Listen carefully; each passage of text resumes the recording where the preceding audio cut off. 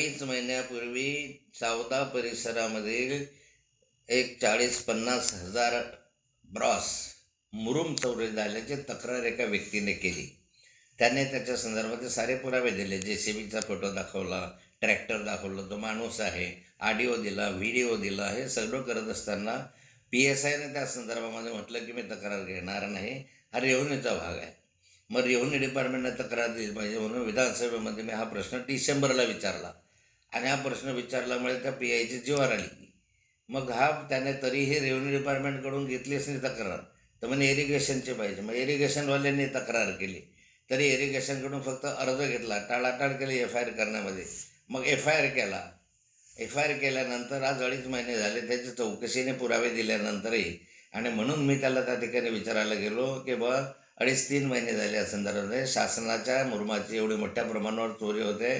तो काही 1000-1500 ब्रॉस नाही आहे, 40-50 हजार ब्रॉस आहे. पण त्याच्या संदर्भामध्ये ते म्हणे की मी चौकशी करतो आहे. आणि मी त्यांना सांगितलं 2.5 महिने कशी काय चौकशी होते आहे. तो म्हणे मला वाटेल तेव्हा तिथपर्यंत मी चौकशी करेल, मला काही बंधन आहे का तुमचं. म्हणे त्याच्यामध्ये त्या रेव्हन्यू डिपार्टमेंटवाल्यांनी पैसे खाल्ले. मग म्हटलं त्यांनी पैसे खाल्ले, तू गु काढला कशासाठी, तुला काम दिलं आहे ना सगळं. मग नंतर मी लगेचच 2 मिनिटामध्ये त्याला सांगितलं की यामध्ये माझा चुकीचा शब्द केला, मी तुझी माफी मागतो असंही त्याला सांगितलं. आणि त्याबाबत त्याला सांगितलं की सगळे 2 नंबरचे धंदे आहे, पत्त्याचे क्लब आहे, सट्ट्याचे क्लब आहे, दारूचे अड्डे आहे, याच्यामध्ये संदर्भामध्ये तुम्हाला कारवाई करायला वेळ नाही आहे म्हटलं यामध्ये.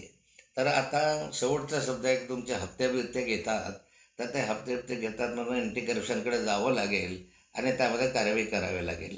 आत्ता ह्यांनी टाळाटाळ केली, गुन्हा दाखल केला, करू द्या गुन्हा दाखल केला, त्याचं काही हे लढायचं कायदेशीर. पण आता यांनी इतके दिवस हा गुन्ह्याचा तपास केला नाही, पण गुन्हाचा FIR घेण्यात टाळाटाळ केली.